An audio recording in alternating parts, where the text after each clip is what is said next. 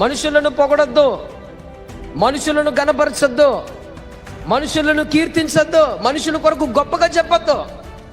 నువ్వు చేసే పనులు అయినా సరే, నువ్వు చేసే ఉద్యోగం అయినా సరే, నువ్వు చేసేది వ్యాపారం అయినా సరే, ఏ విషయంలో నిన్ను నువ్వు గనపరుచుకోవద్దు.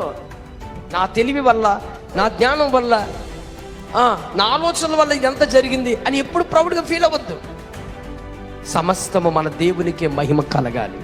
నేను ప్రౌడ్గా చెప్తానండి, ఇంత జ్ఞానం నా తల్లిదండ్రుల్లోంచి రాలేదు, ఇంత జ్ఞానం నేను చదువుకున్న పుస్తకాల్లోంచి రాలేదు, ఇంత జ్ఞానం సమాజాన్ని బట్టి రాలేదు, ఇంత జ్ఞానం, ఇంత తెలివి, ఇంత మాట వాక్చుర్యత ఎవరి నుంచి వచ్చిందంటే నన్ను సృజించిన, నా కొరకు ప్రాణం పెట్టిన నా దేవుని యొద్ద నుంచి వచ్చింది.